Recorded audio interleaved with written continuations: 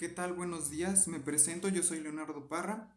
Sean bienvenidos a este video en donde les daré a conocer un poquito acerca de glándulas mamarias, específicamente en su anatomía externa, su anatomía interna, su irrigación, su drenaje venoso, su drenaje linfático y su inervación. Todo esto en base a mis modelos anatómicos y en algún otro material extra del que me apoyé. Cabe aclarar hasta este punto que nos vamos a adentrar es más en las glándulas mamarias femeninas, ya que son las que tienen un poquito más de funciones a excepción de las glándulas mamarias masculinas. Entonces, pues empecemos y de verdad espero que les sirva de algo esta información y que la entiendan. Bueno, para empezar, ¿qué son las glándulas mamarias? Nos dice que son órganos estructuralmente dinámicos, ya que no son fijos porque se mueven y varían su tamaño, su forma según la edad, según el ciclo menstrual y según la edad reproductiva, en este caso como les mencioné desde un principio, de la mujer. Y desde el punto histológico nos dice que la glándula mamaria es una glándula sudorípara. Sudorípara ya que va a secretar sustancia o líquido. También son glándulas sebáceas ya que en su mayor parte está constituida por grasa. Entonces es por eso que son sebáceas también. Y las glándulas mamarias se encuentran, nos dice que se encuentran situadas en sentido vertical. Hablamos de sentido vertical, que sería esta parte y esta parte. Sería en la parte, en la línea paraesternal, que sería esta parte. Esta es la línea paraesternal. Entonces se van a encontrar, se van a ubicar sobre esta y sobre la línea axilar. Va a ser esta parte. Esto, como les dije, en sentido vertical. En sentido horizontal se van a encontrar entre la tercera costilla, hacia acá, y en la séptima, o sea, entre la tercera y la séptima. Esto en sentido horizontal. También dependerá del tamaño de la mama, pero esto se considera como lo más normal. Entonces, desde la tercera hasta la séptima, en sentido horizontal. La glándula también la vamos a dividir en 4 cuadrantes. Como se pueden dar cuenta, aquí está dividida en 4 cuadrantes. En el superior externo, en el inferior externo, en el superior interno y en el inferior interno. También hay esta prolongación que ustedes ven aquí, la vamos a llamar prolongación, bueno, esta prolongación axilar se llama cola de Spence. Esta cola de Spence también se considera como parte de la mama, ya que funciona como de tipo soporte para la glándula. Entonces, bueno, pues hasta aquí sería esto. Para sus medidas nos dice que va a variar también un poco, pero les estoy dando solamente los valores que se consideran normales o las medidas ideales. En este caso nos dice que al nacer van a medir de 8 a 10 milímetros de diámetro. La glándula como tal va a medir de 8 a 10 milímetros de diámetro, que sería de aquí hacia acá. Y ya de la pubertad hacia adelante, por término medio, por considerándolo como normal, va a medir de 10 a 11, en cuestión a la altura, que sería desde la base de la mama hasta la punta del pezón, desde aquí hasta acá, en altura de 10 a 11 centímetros. De ancho, que va a ser de aquí hacia acá, va a medir de 12 a 13 centímetros. Y de espesor va a medir de 5 a 6 centímetros. Esto, como les digo, considerando como lo normal, porque va a variar el tamaño, como les había dicho, según la edad, el tamaño e incluso en la mujer lactante. Para el peso tenemos que también va a variar según el volumen, pero considerándolo como lo normal, nos dice que al nacer va a pesar de 30 a 60 gramos al nacer, de 30 a 60 gramos. En la joven fuera de la lactancia va a pesar de 150 a 200 gramos. Y en la mujer adulta va a pesar de los 400 a 500 gramos e incluso puede también llegar de los 800 a los 900 gramos. Esto en cuestión al peso.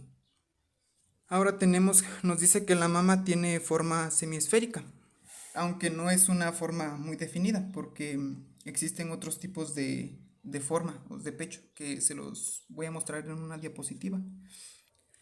Bueno, aquí les digo que tenemos las formas de pechos o mamas.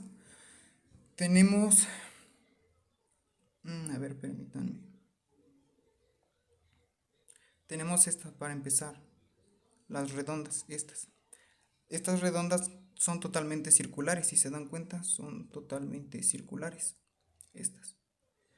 Las asimétricas, que son estas, nos dice que no son del mismo tamaño, si se dan cuenta una es más grande que la otra. Tenemos las este-oeste, que serían estas que ven aquí. Estas nos dice que los pezones van a apuntar hacia afuera, si se dan cuenta, miran hacia las laterales. Tenemos las separadas, estas en donde nos dice que hay un pezón entre las mamas y suele estar más estructuradas y más rellenas, aquí si se dan cuenta. Tenemos también las que son en forma de lágrima, que estas son reducidas en la parte superior, o sea, de aquí arribita. Y van aumentando su volumen conforme caen. Luego tenemos las delgadas, estas son más largas que anchas y pues un poco más planas, si se dan cuenta. Y por último tenemos las de campana, que estas tienden a ser más largas que delgadas.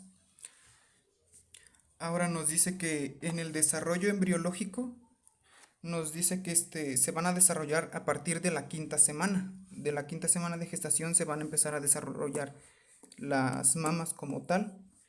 Y para esto, estos puntitos que ven aquí, todos estos y estos, de ambos lados, son pezones. A toda esta línea le vamos a llamar línea mamaria, que va desde la región axilar, como ustedes se dan cuenta, desde la región axilar hasta la región inguinal. Entonces, esta presencia de pezones la vamos a ver en la quinta semana de gestación. Y ya van a ir desapareciendo conforme el embrión se vaya desarrollando y ya pues posteriormente van a quedar únicamente estas dos, considerándolo como lo normal. Porque hay quienes incluso ya sea que pueden nacer con más de 2 pezones, que los pezones, le digo, son estos puntitos de acá, estas puntas. Esos pueden nacer con más de 2 pezones e incluso también con más de 2 mamas. Las mamas son estas como tal, sin el pezón. Entonces, les muestro también en una imagen para que entiendan más estos términos. Ajá, miren, aquí era lo que les decía, que en este caso le vamos a llamar politelia a la presencia de más de 2 pezones. Si se dan cuenta, aquí tenemos 1, 2, 3 y 4. Los dos considerándolos como normal y los dos extras. Si se dan cuenta, van en esa línea mamaria que yo les estaba comentando, que va desde la axilar hasta la inguinal. Entonces, ahí vemos cómo nos desaparecieron esos pezones y pues aquí la presencia de estos. Aquí en este se puede notar incluso un poquito más. Luego tenemos que les decía de polimastia, que polimastia va a ser la presencia de más de 2 mamas o más de 2 glándulas mamarias. Y por lo regular se van a presenciar más en esta región axilar y va a ser un poquito más presente también en mujeres. Se dice que se tienen que quitar estas extras porque incluso en el embarazo pueden sentir dolores como las mamas normales, aunque no tengan esa función de secretar leche, sienten esas molestias de una glándula normal.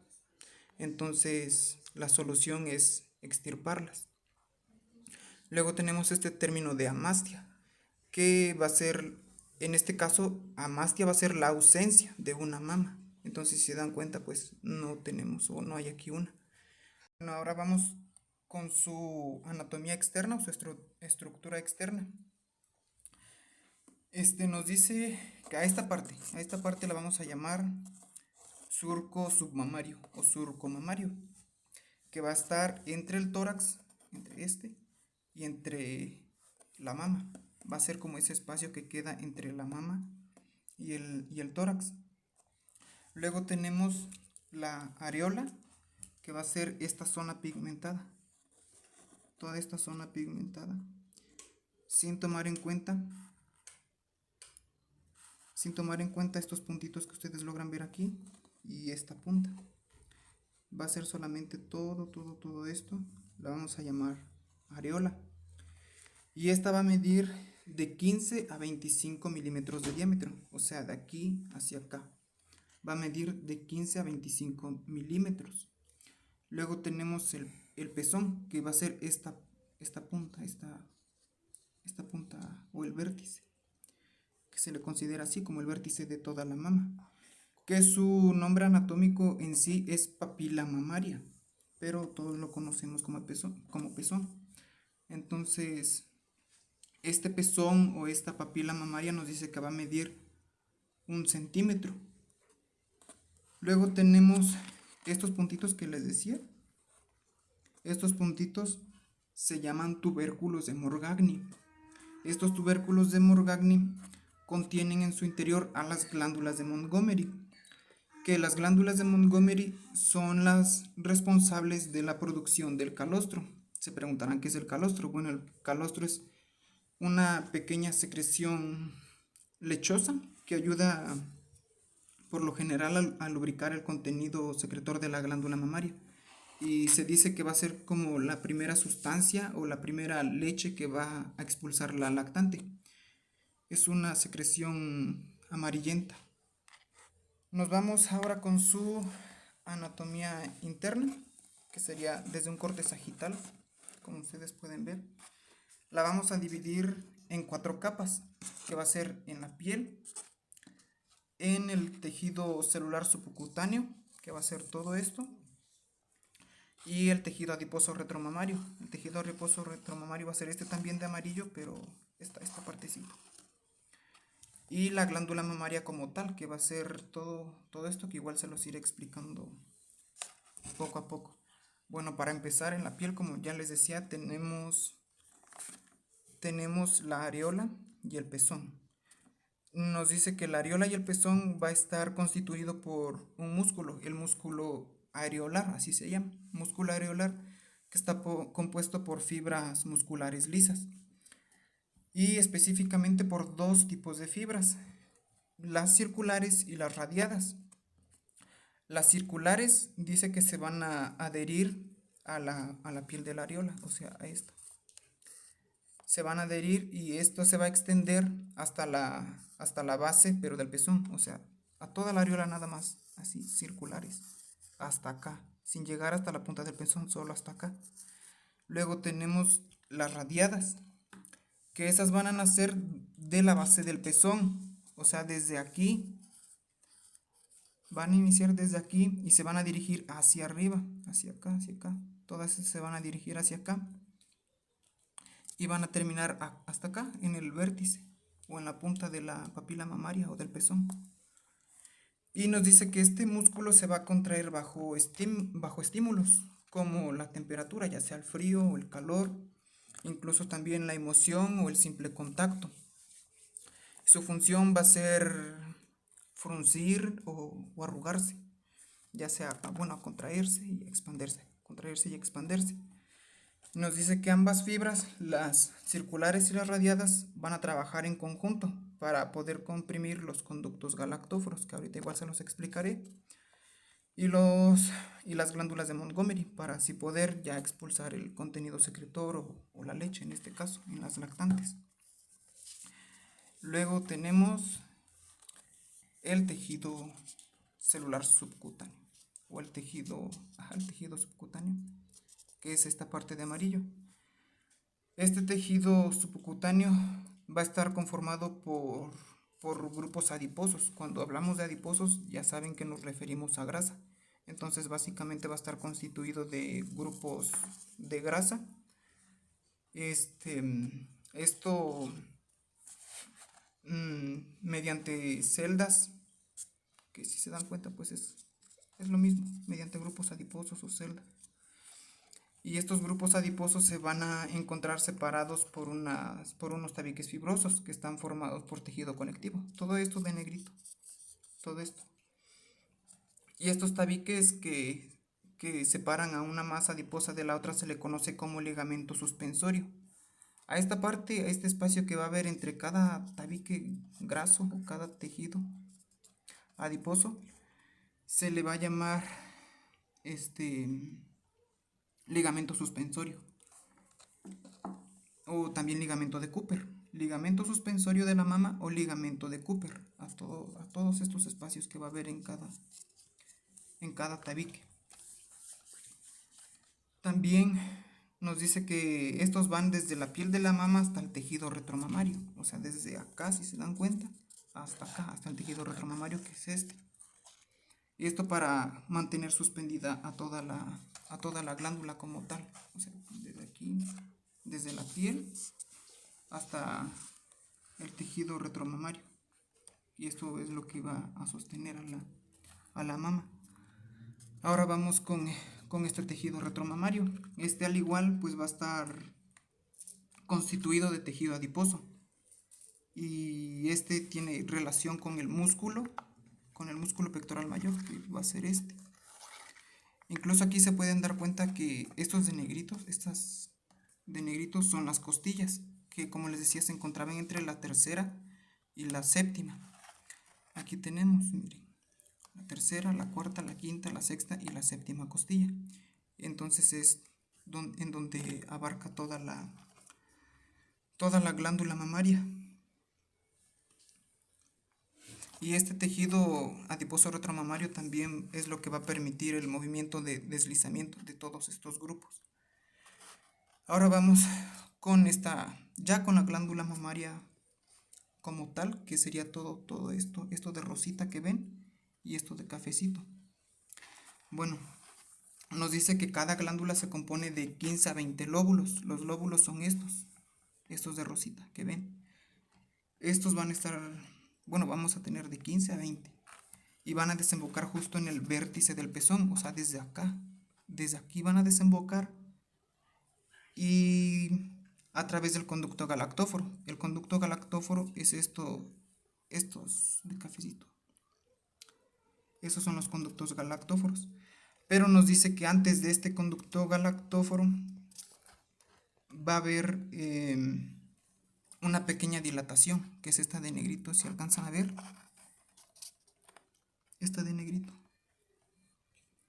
Bueno, pues esta de negrito se va a llamar seno galactóforo. Este seno galactóforo tiene como función detener la leche para ya luego ser expulsada. Y tenemos que como les decía, el conducto galactóforo, todo este cafecito, este conducto galactóforo va a medir de 2 a 4 milímetros de diámetro y en su orificio va a medir de 0.4 a 7 milímetros de diámetro. Y este seno galactóforo que les decía, este de negrito, este seno galactóforo va a medir, bueno, se va a llegar a dilatar desde de 1 a 1.5 centímetros por 0.5 centímetros. Esto en cuestión a cuando se dilata. Ahora tenemos que cada lóbulo mamario está compuesto por un lobulillo mamario. O sea, este lóbulo va a estar compuesto por un lobulillo, que sería una estructura pues más interna o más microscópica, que se las voy a explicar también en una diapositiva. Nos dice que este lobulillo van a ser de los alvéolos o de los conductillos terminales, que todos estos aquí, esos son los alvéolos.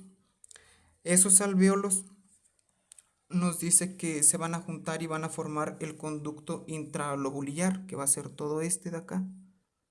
Todo ese va a ser el conducto colector intralobulillar.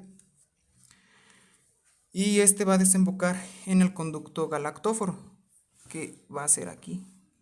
Ese es el conducto galactóforo. Entonces hasta aquí va a desembocar ese conducto intralobular. Y tenemos también aquí el estroma interlobular, que es tejido, también tejido adiposo o grasa. Y este va a ser el responsable de la secreción de la leche. Este estroma interlobular. Ese va a ser el responsable de la secreción de la leche. Y el estroma intralobular, este solamente pues va a rodear este es el que rodea a la parte a la parte glandular, a toda esta partecita que ven aquí de cafecito, pues a esa lo va a rodear. Y esa va a ser su función únicamente. Ahora vamos con su irrigación. Nos dice que va a estar, se las voy a explicar en esta diapositiva. Va a estar conformada por 3 arterias. En este caso va a ser la axilar, que si dan cuenta está aquí en esta parte. La axilar, la mamaria interna o torácica interna, que va a ser esta. Esa es la mamaria interna. Y por las intercostales, que son estas de acá. O estas, todas esas. Bueno, pues para empezar, la axilar. La axilar nos dice que va a irrigar a la glándula mamaria mediante sus otras 3 arterias, que va a ser la torácica superior, que es esta de aquí que ven, esa va a ser la torácica superior. Esa va a llegar al músculo pectoral mayor, llegando al polo superior, si se dan cuenta ahí en la imagen, mediante la arteria acromiotorácica, que es esta de acá. Toda esa es la acromiotorácica. Y esta acromiotorácica va a llegar al polo superexterno de la glándula mamaria. Tenemos la arteria torácica lateral, que va a ser esta de acá. Esa es la torácica lateral. Esa torácica lateral o arteria mamaria externa también, esa va a descender del tórax por el surco interescápulo. O sea, si se dan cuenta por esta partecita. Ahí. Por ahí va a descender. Y entre la escápula y el tórax. Esto también en conjunto con el nervio torácico largo. Y va a tener también a sus ramas laterales. Sus ramas laterales son todas estas de aquí. Esas son sus ramas laterales. Tenemos también a la arteria mamaria interna. Bueno, para que me entiendan, la arteria axilar solamente va a estar por sus 3 arterias: la torácica superior, la acromiotorácica y la torácica lateral o arteria mamaria externa. Eso en la arteria axilar. En la arteria mamaria interna, que es esa arteria mamaria interna nos dice que va a descender en el tórax, separada del esternón. Si se dan cuenta, aquí tenemos el esternón y aquí tenemos el tórax como tal. Bueno, si se dan cuenta, esa arteria va a estar separada del esternón. Y va a haber un espacio entre esa arteria y el esternón. Entre ese espacio va a haber una distancia de 1.5 centímetros. Y esta va a emitir a las ramas perforantes. A las ramas perforantes, las cuales, pues literal, perforan al músculo pectoral mayor y se hace más extenso. Estas son sus ramas pectorales, todas estas. Esas son sus ramas perforantes, Y estas ramas perforantes nos dice que alcanzan a la glándula mamaria y van a tomar el nombre de ramas mamarias mediales, y por lo general nos dice que la segunda es la que tiene más volumen y la más larga incluso. Y esta segunda es la que va a tomar el nombre de arteria principal medial de la mama. Esto en cuestión a la arteria mamaria interna. Ahora, las arterias intercostales que son estas arterias intercostales. Nos dice que van a irrigar a la glándula mamaria de una forma accesoria, es decir, que pues no son tan importantes, pero no quita que también tienen su función. Entonces, ya todas estas arterias, estas tres arterias que les mencioné, la axilar, la mamaria interna y las intercostales, se unen a la altura, dice que del pezón, en una especie de anillo vascular. O sea, se van a unir acá, a toda esta partecita. Como se dan cuenta, pues ahí claramente en la imagen se ve. Y van a formar un anillo vascular alrededor de la areola, en esta partecita. Ahí. Entonces dice que este anillo se le conoce como red arterial supramamaria, de la cual parten ramos cutáneos que se dirigen hacia la piel y ramas glandulares que son más profundas y se dirigen a la porción glandular de la mama. Así que, pues ya saben, por si en su examen viene cuáles son las tres arterias que irrigan a la mama, son la axilar, la mamaria interna o torácica interna y las intercostales. Ahora vamos con su drenaje venoso. Nos dice que las venas que drenan la sangre de las glándulas mamarias se van a disponer de dos estratos o de dos capas. En este caso la superficial y la profunda. En donde la superficial nos dice que se va a disponer de la areola formando un círculo venoso, que a este círculo venoso le vamos a llamar círculo venoso de Haller. Este círculo venoso de Haller va a ser todo este. Esas ramitas que ustedes ven van a formar ese círculo venoso de Haller, en donde todas esas venas que se reúnen en este círculo van a terminar en la vena torácica interna. Si se dan cuenta, en esta vena torácica interna, ahí van a estar. Todas estas son las que van a formar a ese círculo venoso.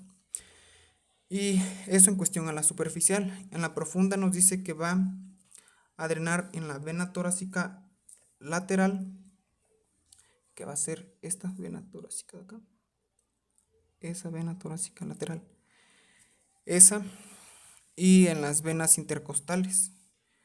Las venas intercostales son todas estas de acá. Esas son las venas intercostales. Y de aquí pues también tenemos la vena yugular interna, que es esta, la vena subclavia, la cefálica, la axilar de acá, la torácica lateral, que ya les había dicho, las venas mamarias laterales, esas, las torácica interna, la torácica interna y las ramas perforantes, que pues van a ser todas estas de acá, y la vena mamaria medial, que va a ser esta. Esto en cuestión a venas o en su drenaje venoso. Ya saben, drenaje venoso en dos capas, superficial y profunda. Ahora vamos con su drenaje linfático. Bueno, nos dice que su drenaje linfático van a ser de tres niveles. En el primero van a ser a nivel cutáneo, el segundo a nivel subcutáneo y el tercero a nivel glandular. Y nos dice que a través de estos niveles, de estos tres niveles, se van a distribuir de la siguiente manera. Esto en cuestión o según su orientación. Hacia arriba, hacia abajo, hacia adentro y hacia afuera. Hacia arriba nos dice que van a terminar a la altura de los nódulos o de los ganglios linfáticos infraclaviculares. Que nos dice que antes de llegar a ellos hay una pequeña estación a la altura de los nódulos interpectorales. A estos nódulos o ganglios interpectorales, se le van a conocer también como ganglios de Rotter, que están entre el pectoral mayor y el pectoral menor, si se dan cuenta. Estos de aquí son los ganglios de Rotter o los interpectorales. esos. Y luego eso hacia arriba, hacia abajo tenemos, que van a terminar a la altura de los ganglios linfáticos frénicos y epigástricos. Luego los linfáticos laterales nos dice que su vía principal de la glándula mamaria van a nacer a partir de 3 o 4 vasos linfáticos que se dirigen hacia afuera y van a terminar a la altura de los nódulos o los ganglios linfáticos axilares humerales o linfáticos axilares anteriores, que serían estos. Todos estos de aquí son los axilares anteriores. Eso si se dan cuenta. Y nos dice que los nódulos linfáticos anteriores se les divide en grupos según su relación que poseen con el músculo pectoral menor. Tenemos los ganglios linfáticos axilares anteriores. Los anteriores, que son estos que ya les dije.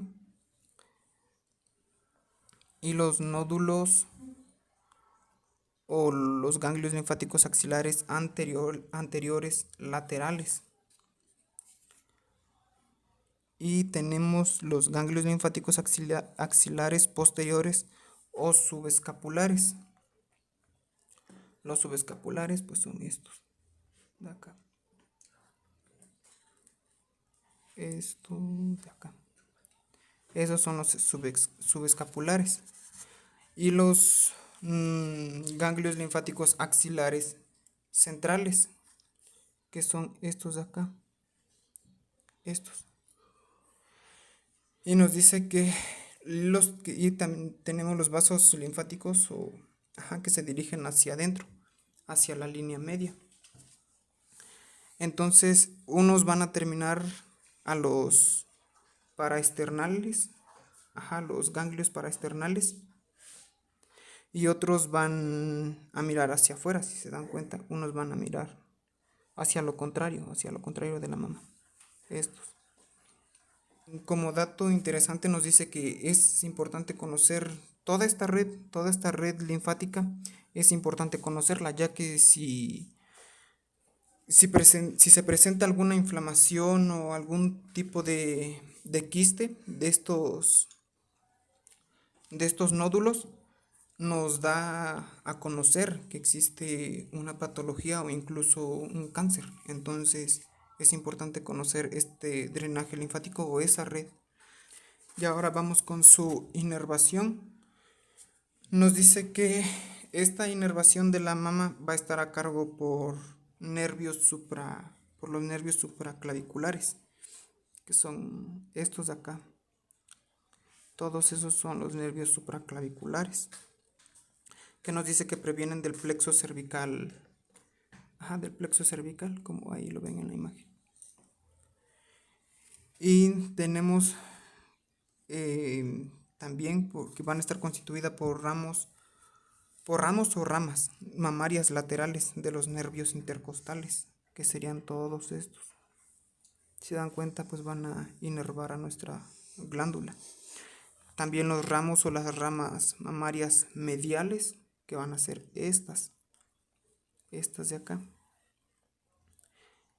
Son ramas o ramos mamarios mediales de los nervios intercostales.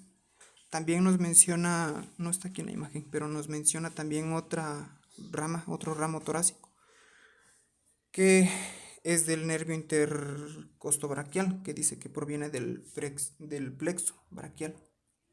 Entonces, esto en cuestión a su inervación. Bueno, pues este ha sido todo el video. De verdad espero lo hayan entendido un poquito por lo menos. Si tienen alguna duda me la hacen saber y ya, pues nos vemos.